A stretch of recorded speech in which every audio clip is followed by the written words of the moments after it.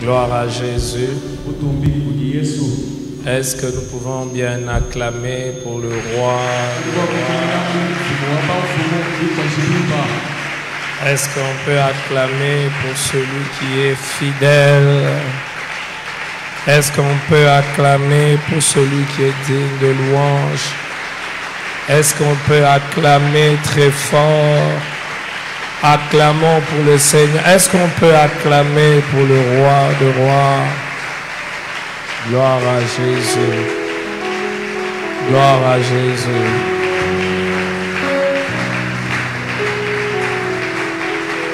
Gloire à Jésus. Oh, il est fidèle, il est puissant, il est digne de gloire, il est digne d'honneur. Merci Jésus. Merci. Merci. Que le Seigneur soit béni pour cette journée et pour cette opportunité qu'il nous accorde de nous retrouver ensemble afin d'étudier et de partager ensemble autour de la parole de Dieu.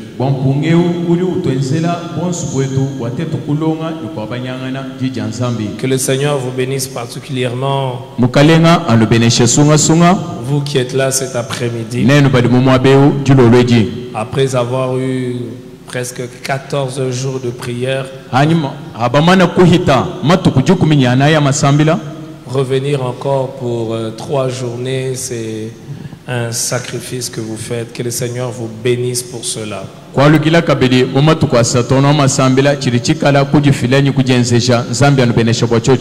Alors nous allons ensemble pendant ces 3 jours voir, étudier ensemble des principes bibliques attachés aux finances.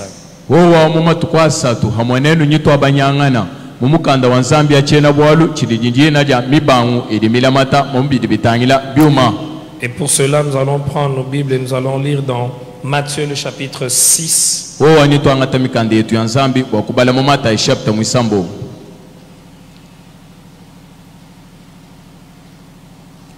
Matthieu chapitre 6, nous allons lire à partir du verset 19.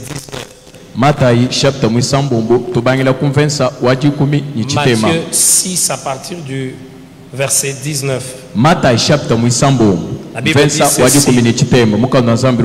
ne vous amassez pas de trésors sur la terre où le ver et la rouille détruisent et où le voleur perce et dérobe. Mais amassez-vous des trésors dans le ciel où ni les vers ni la rouille ne détruisent et où le voleur ne perce ni ne dérobe. Car là où est ton trésor, là aussi sera ton cœur. L'œil est la lampe du corps. Si ton œil est en bon état, tout ton corps sera illuminé. Mais si ton œil est en mauvais état, tout ton corps sera dans les ténèbres. Si donc la lumière qui est en toi est ténèbres, combien seront grandes les ténèbres? Nul ne peut servir deux maîtres, car où il haïra l'un et aimera l'autre, où il s'attachera à l'un et méprisera l'autre. Vous ne pouvez servir Dieu et Mammon.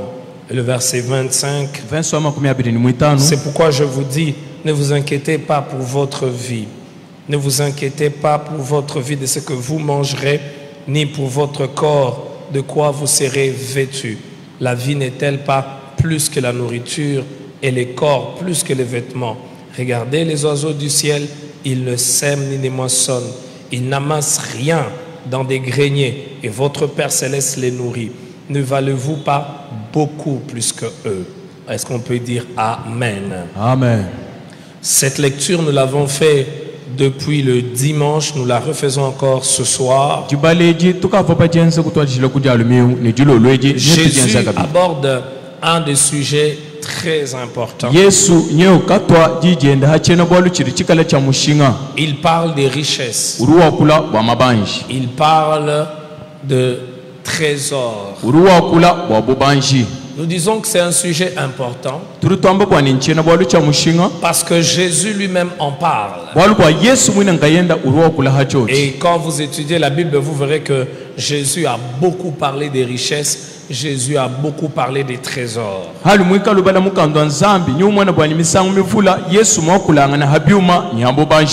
C'est un sujet important parce que c'est l'une des préoccupations majeures des personnes de notre monde. Plus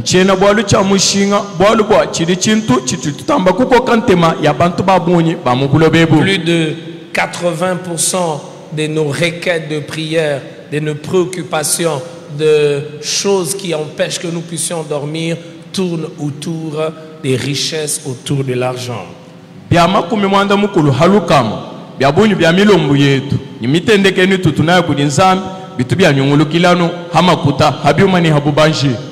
Et Jésus aborde cette question avec une autre approche, différemment de la manière dont les philosophes, les hommes instruits ont parlé des richesses et des trésors.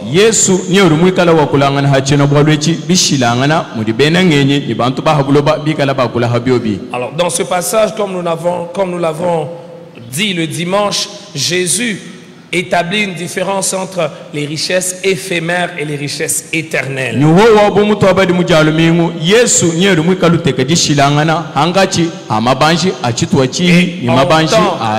tant que chrétiens, c'est important que nous puissions savoir qu'il y a des richesses, il y a des trésors éphémères et des trésors éternels.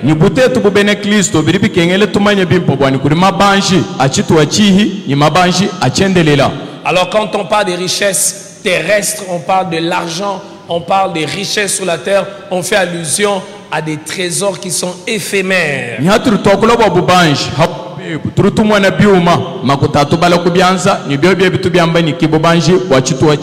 Cela ne veut pas dire que ces richesses sont inutiles. Mais ces richesses sont pour un court moment seulement. La deuxième chose dont Jésus parle dans ce passage, c'est que même les richesses qui sont éternelles, on peut les gagner, on peut les amasser.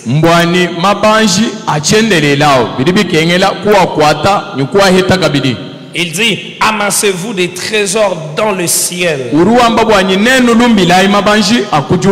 C'est comme il veut, en d'autres termes, dire au ciel, lorsque nous serons de l'autre côté, nous n'aurons pas aussi tous les mêmes richesses.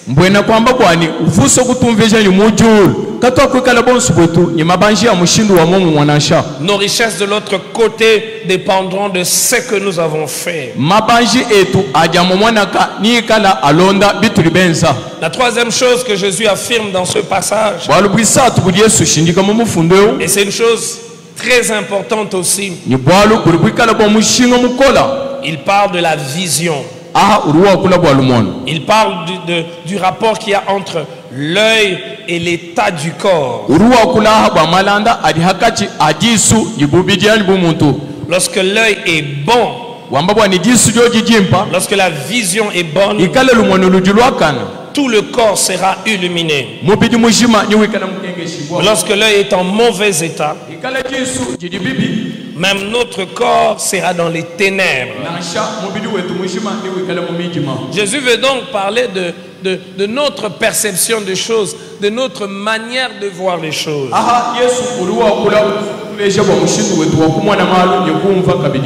Et ce n'est pas un hasard que Jésus parle de la vision alors qu'il traite de l'affaire des richesses. Il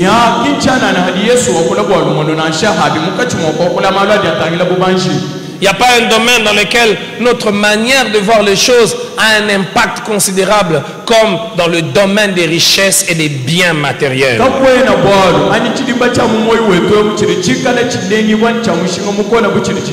Notre manière de voir les choses influence énormément notre rapport ou les attitudes que nous aurons vis-à-vis des richesses et des trésors de la terre.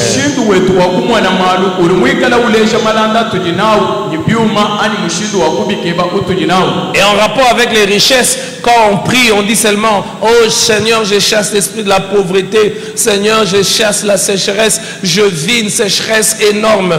En réalité, parfois, ce n'est pas un problème d'esprit, ce n'est pas un problème des démons, c'est simplement un problème de notre perception. Comment nous voyons les choses, comment nous considérons les choses. Et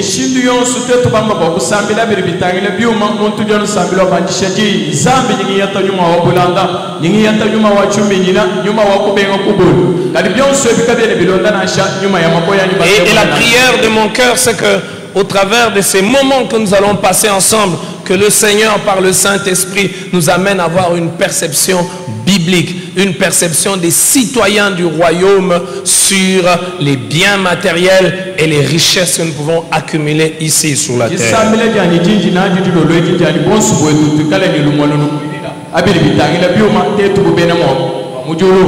Alors, rapidement, pourquoi est-ce que nous abordons ce sujet?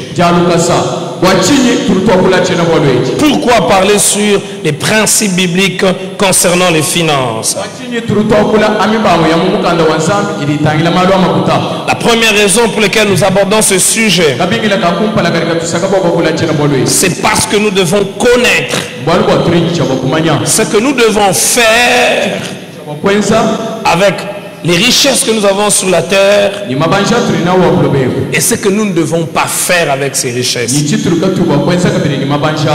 y a des choses que nous ne pouvons pas faire avec les richesses. Si nous sommes réellement enfants de Dieu, si nous sommes sauvés, nés de nouveau, il y a des choses que l'on ne peut pas faire avec ce que l'on gagne sur la terre. Mais il y a aussi des choses que nous devons faire avec ce que nous gagnons. Deuxième raison pour laquelle nous abordons ce sujet. Nous abordons ce sujet parce que les richesses préoccupent le plus souvent nos pensées.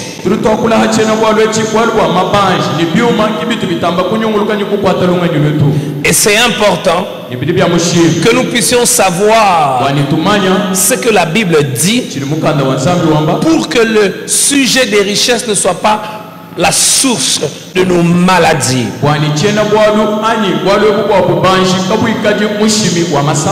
La source de nos familles brisées. Vous savez, j'étais en train de lire un livre ce matin et l'auteur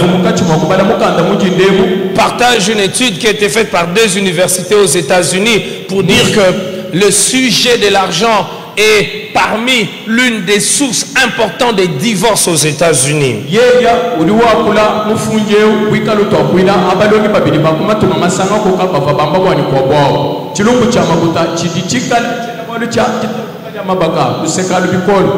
Et par rapport à l'argent, généralement dans le milieu chrétien, on adopte 2 attitudes. Et toutes ces attitudes ne sont pas des attitudes conseillables. C'est-à-dire, il y a la première attitude, on méprise l'argent, on minimise l'argent.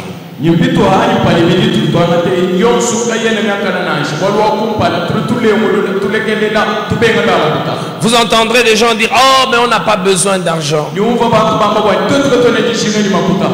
Ils ont une attitude très négative vis-à-vis de l'argent. Vous savez, ce que vous estimez moins important, Dieu ne va pas vous le donner. Dieu ne va pas vous le donner. Parce que vous estimez que ce n'est pas important, ce n'est pas utile. Et dans cet extrême-là, on met aussi ceux qui disent ça ne sert à rien de gagner beaucoup d'argent parce que gagner beaucoup d'argent, c'est un péché.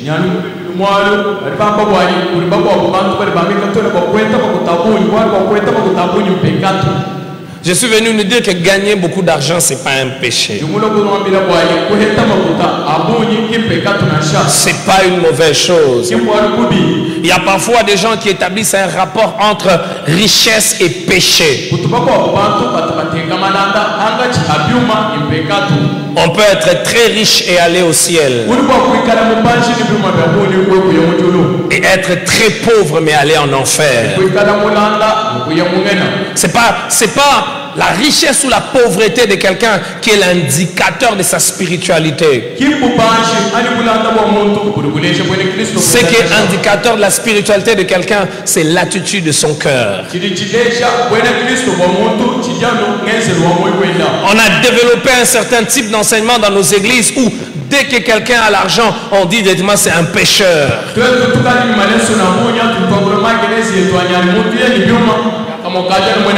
C'est un voleur, c'est un menteur. Et on encense, on loue ceux qui n'ont pas d'argent. Parce qu'on dit, quand vous n'avez pas l'argent, donc vous êtes saint, vous craignez Dieu.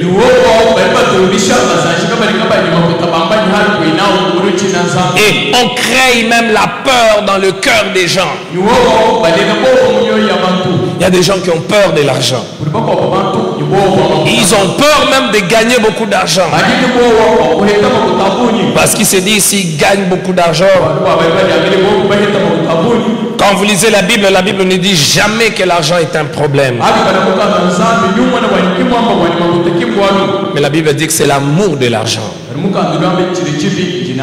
l'amour de l'argent, c'est un problème du cœur.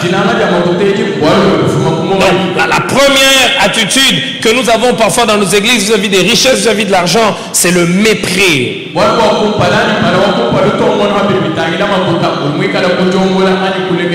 La deuxième attitude aussi, qui est aussi une autre extrême, c'est un attachement exagéré. En ce moment-là, on commence à déifier, donc on fait de l'argent un dieu. Il arrive des fois que l'on développe un certain type d'enseignement tel que vous devez avoir l'argent, c'est important, vous devez avoir l'argent.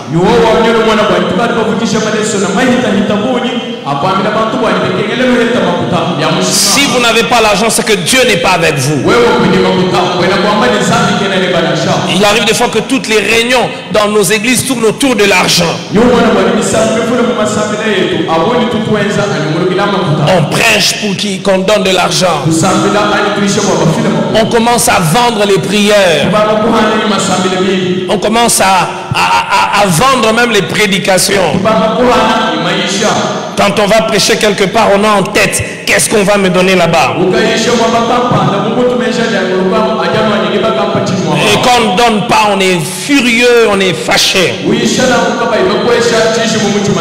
Et cette deuxième extrême, parfois on ne l'affiche pas clairement, mais c'est dans le cœur.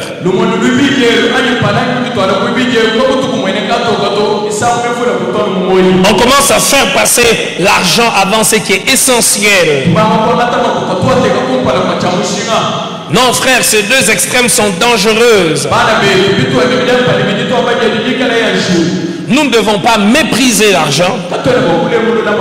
Nous ne devons pas non plus faire de l'argent notre Dieu. Nous devons regarder l'argent à sa juste valeur.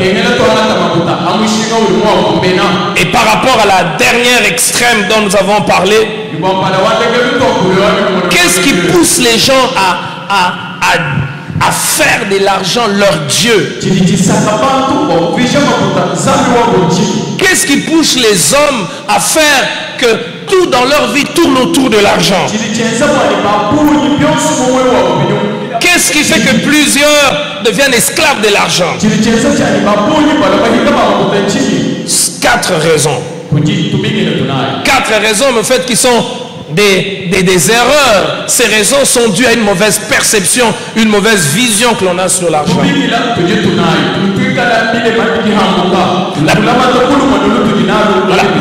La première raison qui fait que les hommes ont tendance, même dans le milieu chrétien, à faire de l'argent leur Dieu, c'est à cause de la sécurité que semble donner l'argent.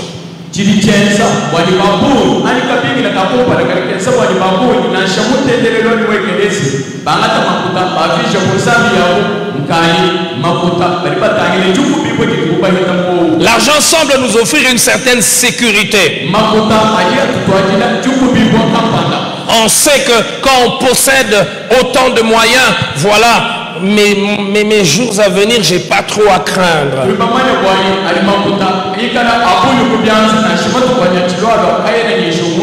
J'ai pas à craindre sur les types de qualité de soins que je peux recevoir.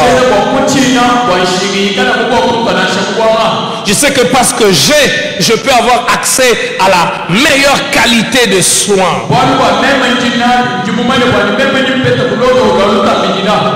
Mais la sécurité que produit les richesses terrestres, les richesses éphémères, n'est qu'une sécurité illusoire. «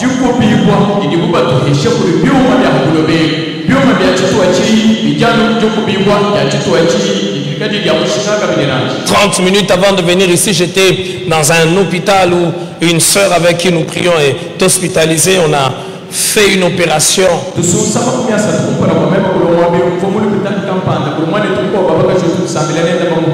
Elle travaille quelque part et sa situation est bonne. Mais on a opéré et la plaie opératoire s'est infectée. Alors il y a du pu qui sort de sa plaie. Elle me dit, pasteur, il y a des gens ici qui sont malades et je paye pour eux. Des gens qui sont malades. Qui m'en semble? Elle me racontait comment hier ou avant-hier il y avait un enfant que l'on devait opérer et ses parents n'avaient pas de moyens. Elle a pris en charge son opération. Elle me disait, pasteur, j'ai pris en charge l'opération des autres, mais Dieu ne voit pas que moi ma plaie s'infecte.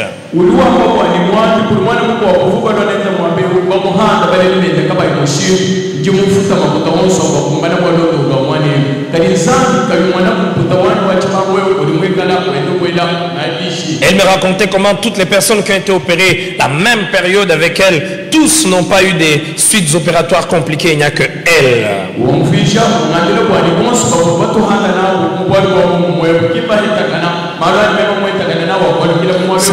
C'est parce qu'il y a des choses que l'argent ne peut pas faire. Et nous devons le savoir. Nous ne devons pas nous lancer dans une course effrénée pour avoir l'argent, espérant recevoir de l'argent, c'est que l'argent ne peut pas nous donner.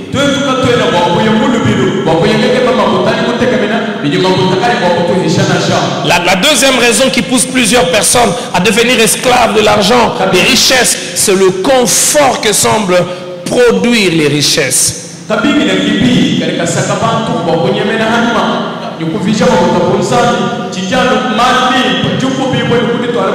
doit être honnête pour dire que quand vous avez les moyens, quand vous avez certaines possibilités, vous avez accès à un confort, à une aisance.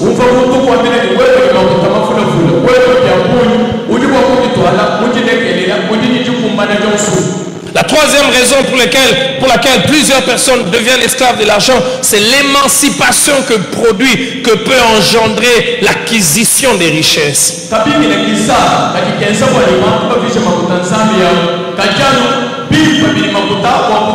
L'émancipation, la capacité d'être autonome, de décider sur soi-même.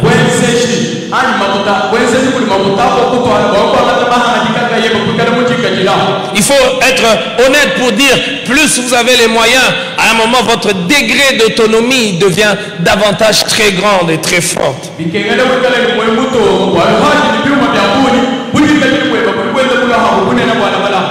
Et lorsqu'on ne voit pas cela dans les perspectives bibliques, on a tendance à croire que parce qu'on a l'argent, on peut tout.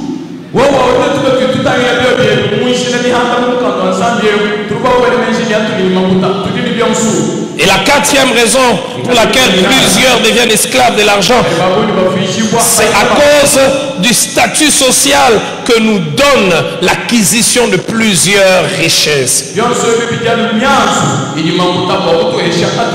vous avez des richesses, la manière dont on vous regarde change. Il y a des gens qui ne pouvaient pas vous saluer qui vont commencer à vous saluer. Il y a des gens même, dès que vous avez un endroit, ils vont se lever pour vous donner la place. Non pas parce que vous êtes supérieur à eux, mais simplement à cause de ce que vous avez.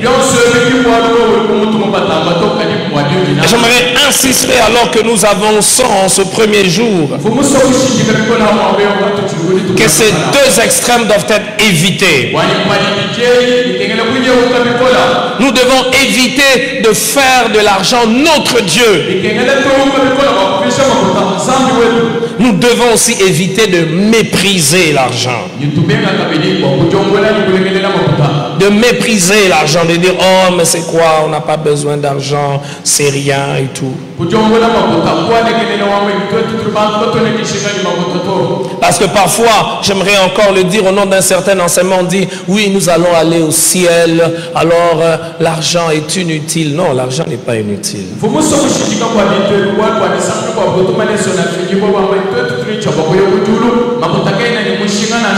L'argent est une richesse éphémère, mais ce n'est pas inutile. Plus nous avons de l'argent, plus nous sommes capables de résoudre les problèmes des autres. Nous allons le voir aujourd'hui et même demain et vendredi. Le problème, c'est la motivation que nous avons lorsque nous voulons gagner plus d'argent. Quelle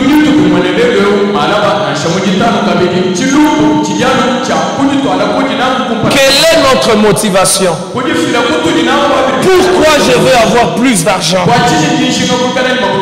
Je veux avoir plus d'argent pour moi-même, pour me glorifier, pour habiter la plus belle maison, pour avoir les plus beaux habits, ou je veux avoir plus de moyens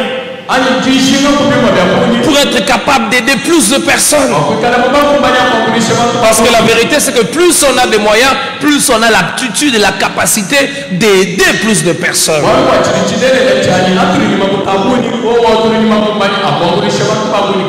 Et je tiens à nous rappeler ce que j'ai dit tantôt. Le problème, c'est pas l'argent. Le problème, c'est notre attitude, notre cœur.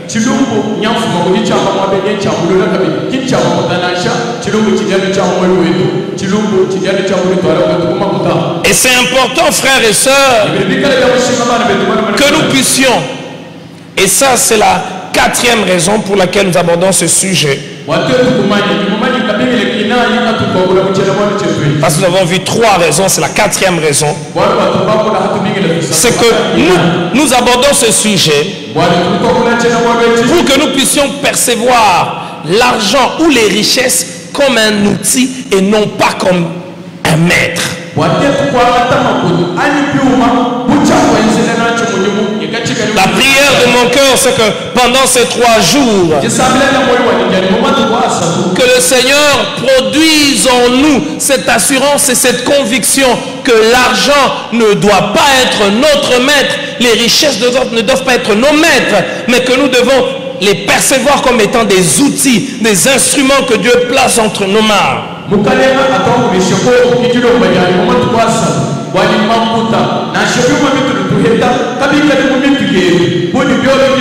Et je vous assure, lorsque Dieu met dans votre cœur, lorsque Dieu vous amène à comprendre que les richesses sont un outil, ça vous libère. Ça vous libère. Il y a des maux de tête que vous n'aurez plus. Il y a des maladies que vous n'allez pas développer. Parce que vous serez libéré de l'emprise et de la domination des richesses. Vous n'allez pas vivre pour les richesses. Vous n'allez pas vivre pour gagner. Vous n'allez plus vous évaluer et vous regarder en fonction de l'argent que vous avez. Vous n'allez plus regarder les autres en fonction de ce qu'ils ont. Et je vous assure, cela n'est pas une théorie. Cela est un principe biblique. Lorsque l'argent ou les richesses ne sont pas vos maîtres, vous aurez certains problèmes qui seront barrés dans l'histoire de vos vies. Il y a des insomnies que vous n'allez pas avoir. Mais aussi vous serez libérés dans vos relations. Vous n'allez pas développer l'orgueil à cause de ce que vous avez. Vous n'allez pas développer le complexe à cause de ce que vous n'avez pas. Vous serez libéré de cette attitude malsaine de considérer les gens uniquement en fonction de ce qu'ils gagnent. Nous valons bien plus que ce que nous avons dans nos comptes. Celui que tu vois vaut plus que ce qu'il peut donner. Alors regardez, 5 dangers, que dis-je, 4 dangers que courent ceux qui font des richesses leur maître. Le premier danger que courent ceux qui font des richesses leur maître, c'est de vivre dans la peur. Quand la richesse est votre maître, quand l'argent, vous allez vivre dans la peur. Et nos églises sont remplies de gens qui vivent dans la peur. Quand ils ont peur de demain, leur peur est motivée par un problème financier. On a peur de perdre l'argent. On a peur même de donner son argent. Oh, mais quand je veux donner de l'argent, je ne sais pas, moi je vais rester avec quoi? Comment ma vie sera? Ce que j'ai, c'est peu. Il faut que j'ai encore beaucoup et beaucoup. Non, on a peur. On a même peur de donner l'argent à certaines personnes parce qu'on dit je ne connais pas son état d'âme.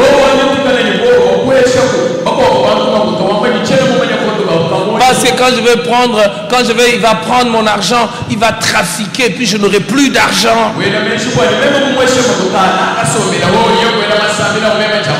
Et si on a l'argent, on a peur de perdre l'argent. Ceux qui vivent de la peur, l'argent est un sujet sensible pour eux. Eh bien, si l'argent est un sujet sensible pour vous, je prie le Seigneur pendant ces 3 jours qu'il vous libère.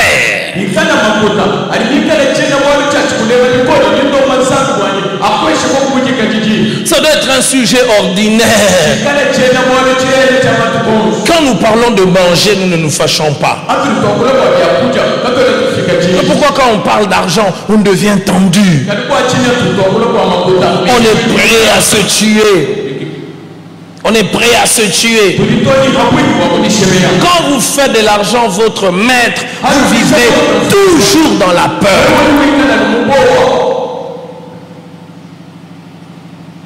Deuxième danger que courent ceux qui font des richesses leur maître, c'est d'avoir une vie caractérisée par les inquiétudes. La Bible dit ne vous inquiétez de rien, mais en toutes circonstances faites connaître vos besoins à Dieu. J'ai mis 2 versets ensemble. Donc nous ne devons pas nous inquiéter. Jésus dit la vie de l'homme ne dépend pas de son abondance. Mais lorsque les richesses sont notre maître, on a tendance à croire que notre vie dépend de l'argent que nous avons ou de ce que nous avons.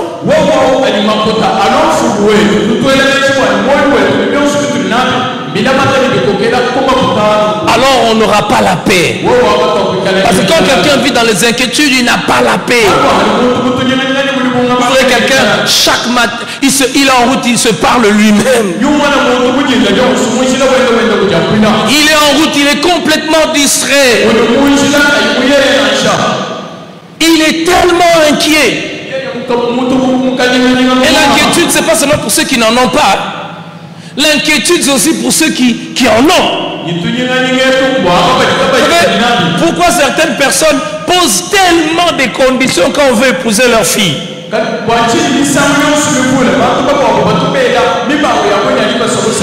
Il va vous dire, oh moi je connu la pauvreté. Je ne veux pas que mes enfants, que mes filles vivent la pauvreté. On est inquiet. Alors, vous allez prendre votre fille. Vous allez donner à quelqu'un parce que présentement il en a. Mais peut-être que dans 5 ans il n'aura plus rien. Ne connaissons-nous pas des gens qui hier ils avaient beaucoup, aujourd'hui ils n'en ont pas? Oh, je ne veux pas que ma fille puisse souffrir. Tu as combien? Tu as combien? Je connais quelqu'un qui m'a raconté une histoire.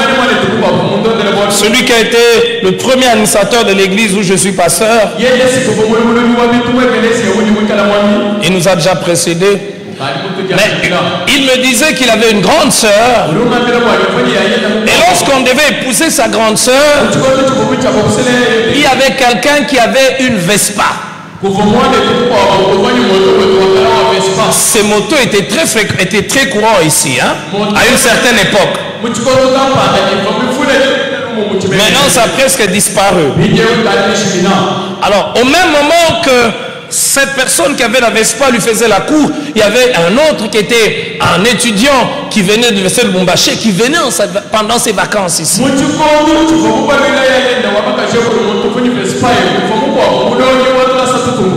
Alors il dit, on a tellement fait la pression à sa soeur, accepte celui qui a la Vespa. Cet étudiant, il n'a rien. Et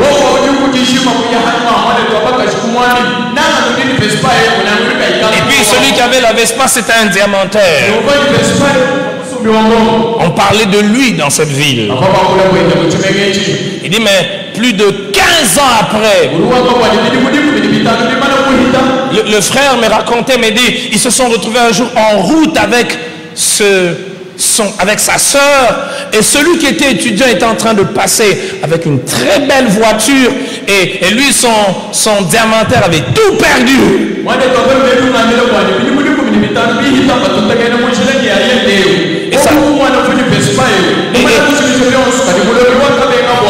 Et sa sœur lui disait, ah, il aurait pu être mon mari. C'est simplement à cause de tel. Oui, à cause des inquiétudes dues aux richesses, on fait des mauvais choix.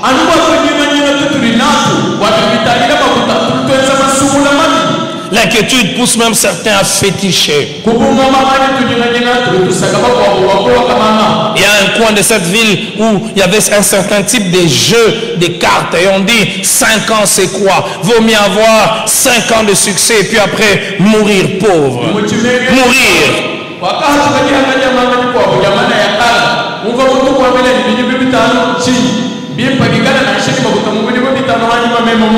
Lorsque l'argent est votre, lorsque les richesses deviennent vos maîtres, vous ne vivrez jamais en paix. Parce qu'aucune richesse ne peut produire la paix. Troisième danger auquel s'exposent tous ceux qui font des richesses leurs maîtres. C'est la cupidité. Oh, la cupidité. La cupidité. On devient cupide. On veut gagner à tout prix, de n'importe quelle manière. On devient avare. On devient avare. Je connais quelqu'un, on m'a dit, il peut tout te donner sauf l'argent. Parfois on devient cupide. Même parfois dans la maison de Dieu, la cupidité prend place. Parce qu'on met Jésus à côté et on met aussi l'argent à côté. Que de choses on ne devait pas nommer dans nos églises, nous le nommons dans nos églises. Parce que la cupidité prend place. La cupidité prend place. On donne la place à certaines personnes dans l'église. Ils ont des places privilégiées parce qu'ils ont beaucoup d'argent.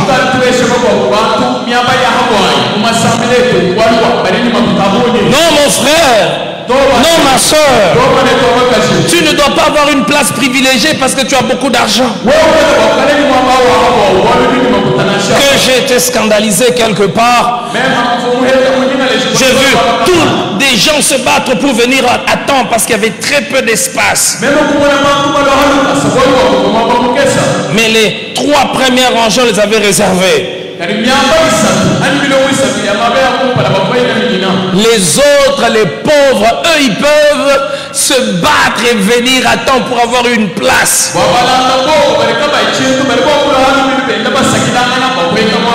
Et les gagnent peu.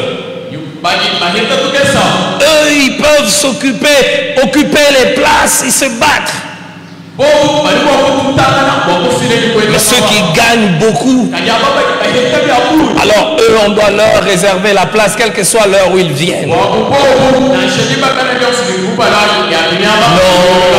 parfois c'est la cupidité. Que de fois, on nomme des personnes dans nos églises à cause de leur richesse.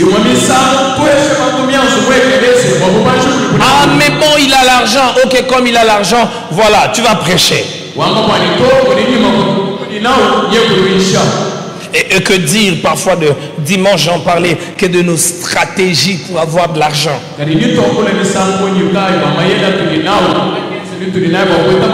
C'est vrai que l'église, dans nos églises, il y a vraiment de besoins énormes d'argent, mais on ne peut pas chercher l'argent de n'importe quelle manière dans une église.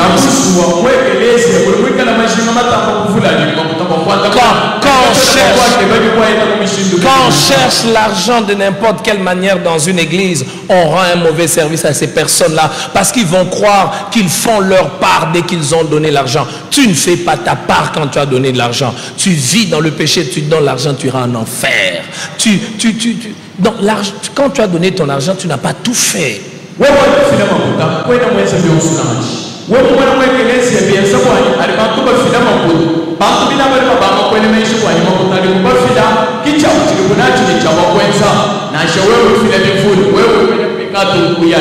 Et de fois la cupidité nous empêche même de donner, de contribuer pour l'avancement du royaume.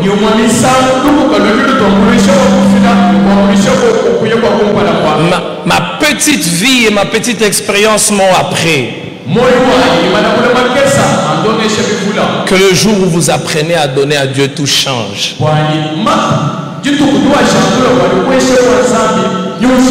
Mais il a donné à Dieu et donné à l'église.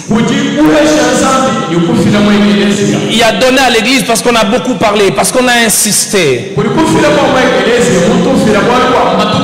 a donné à l'église parce que on nous embête. Mais il a donné à Dieu. Je le fais parce que je t'aime. D'ailleurs, ce que je te donne, c'est insignifiant. Quand on donne parce qu'on aime Dieu, on cherche des occasions pour donner à Dieu.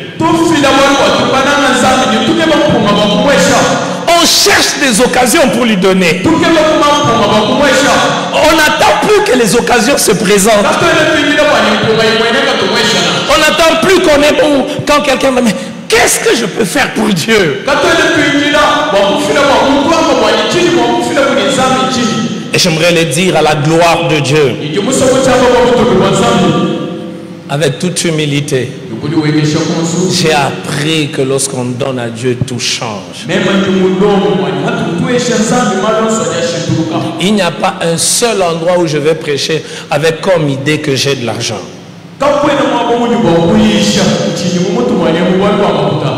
Partout où je vais, je cherche l'occasion de donner. Lorsque nous étions à Cabinda il y a 2 semaines, alors qu'on faisait une formation avec les évangélistes, j'ai remarqué que plusieurs n'avaient pas de Bible. Alors on a dit, ok, on achète des Bibles.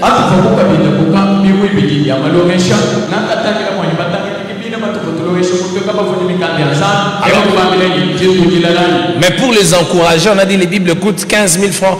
On donne 10 000 francs chaque. Celui qui ajoute 5 000 francs, il prend une Bible.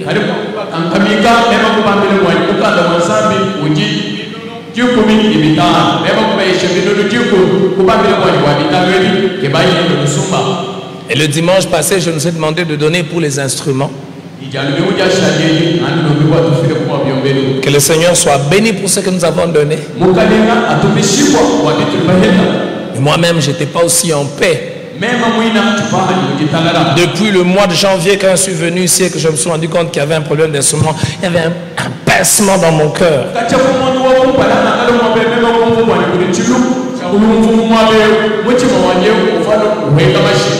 Moi-même, j'ai aussi amené ma petite contribution.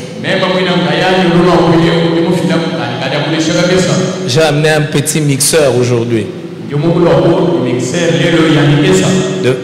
De 24 pistes pour remplacer celui-ci.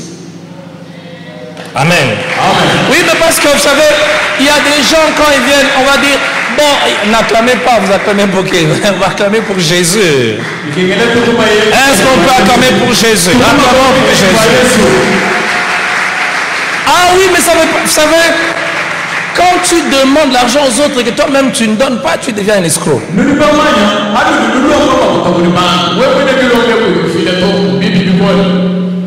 Ah oui, mais attends, tu deviens un escroc? Comment tu peux demander aux autres de contribuer, toi-même tu ne contribues pas? Généralement, c'est la cupidité. Qu'il donne pour que moi je jouisse. Non! Frère, quand on aime Dieu, le dimanche prochain, le son va changer.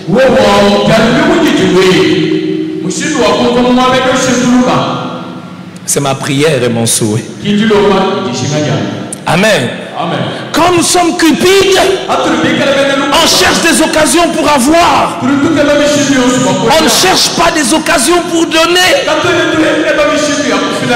Quand on aime Dieu, Seigneur, montre-moi là où il y a un besoin et que je puisse s'aimer.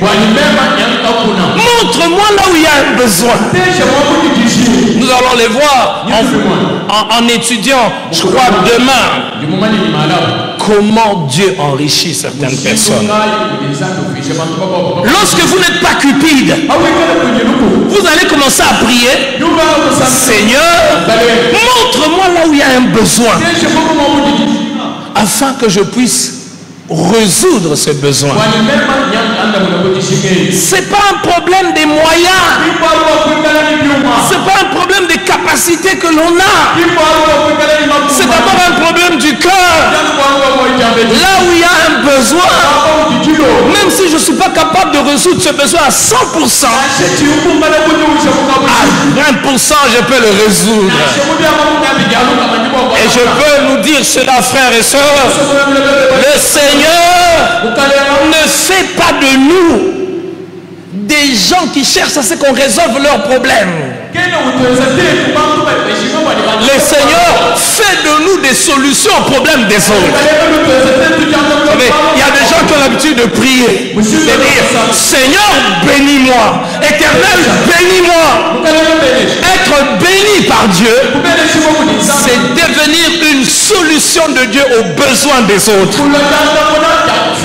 C'est pour cela, être béni est une responsabilité. Être béni, c'est pas seulement un privilège. Être béni, c'est une responsabilité. La Bible ne dit-elle pas, celui à qui on a beaucoup donné, on demandera beaucoup plus. Il y a des gens qui disent, Seigneur, bénis-moi. Si Dieu te bénit en te donnant un don, ça peut être le don de la prédication. Ça peut être le don de la prédication. Ce don-là résout les problèmes de qui? Derrière chaque don, il y a un besoin que Dieu veut solutionner. Fais de moi une bénédiction. Une bénédiction dans ma famille. Cela veut dire que tu auras une grande responsabilité dans ta famille. Il y aura des problèmes que tu résoudras dans ta famille, auxquels tous les autres ne vont pas résoudre. Et c'est pour cela qu'il ne faut pas se plaindre. Quand on résout les problèmes des autres, quand on a la mentalité du royaume, on ne se plaint pas. Parce qu'on sait que c'est pour des problèmes comme cela que Dieu nous a amenés là où il nous amène. Ah, il y a des gens ici qui vont dire, je suis fatigué d'aider les membres de ma famille, je suis fatigué de les aider. C'est pour eux que Dieu t'a donné ce qu'il t'a donné.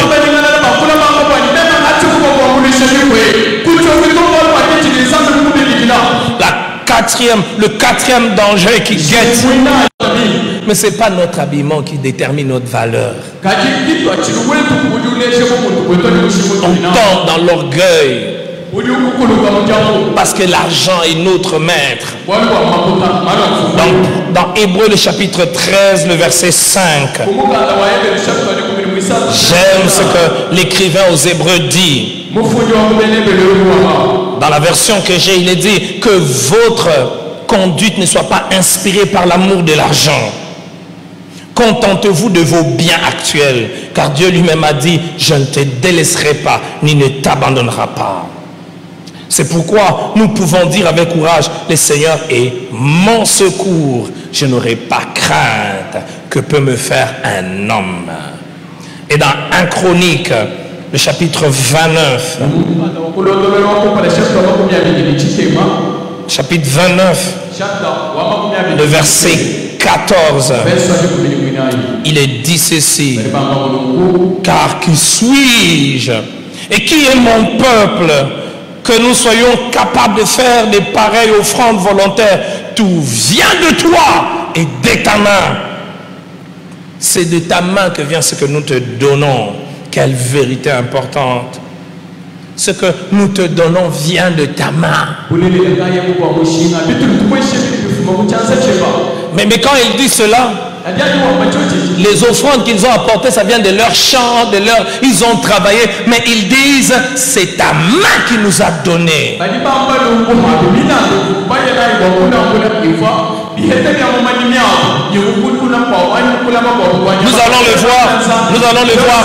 allons le voir demain. Dans l'un des principes financiers que la Bible nous montre, c'est que c'est Dieu qui donne.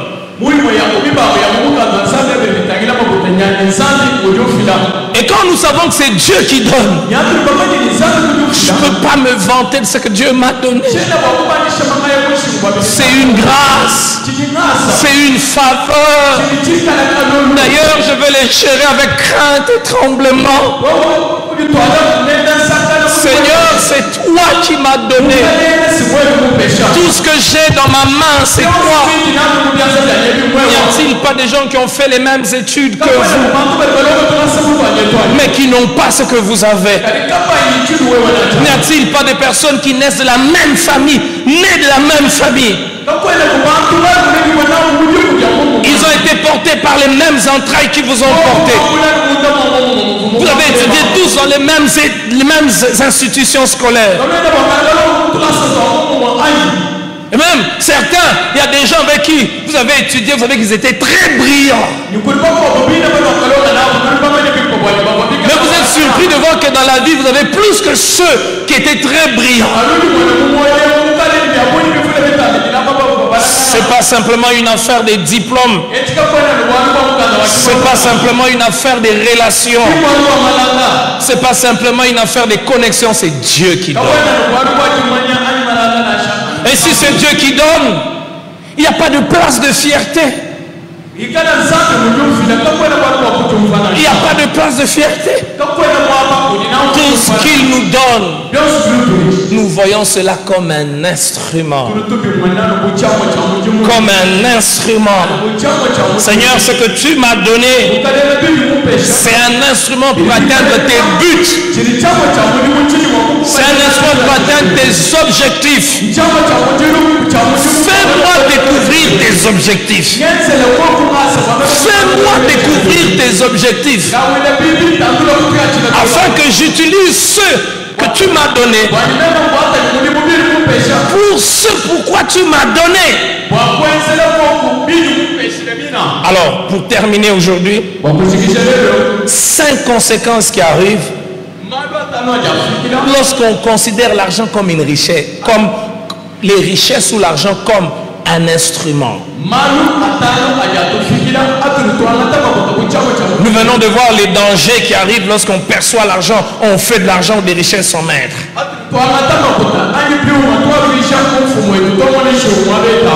Alors, il y a aussi des choses qui arrivent lorsqu'on considère l'argent comme un instrument. Si après tous ces 3 jours, vous pouvez tout oublier, j'aimerais que vous reteniez une seule chose. L'argent, les richesses sont un instrument.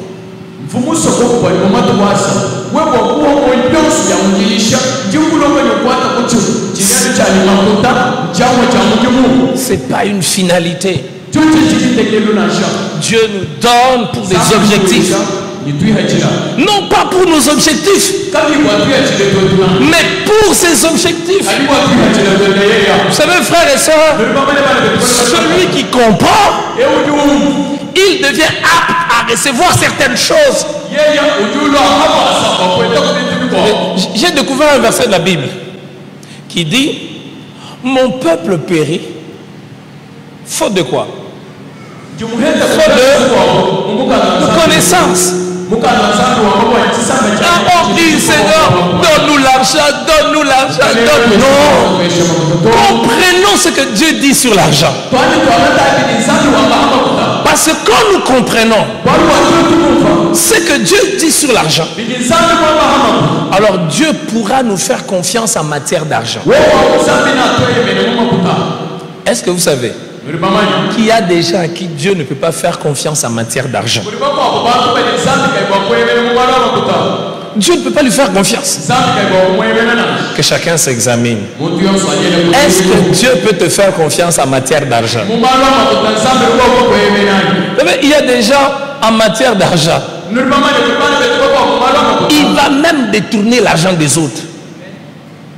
Il va même détourner l'argent des autres.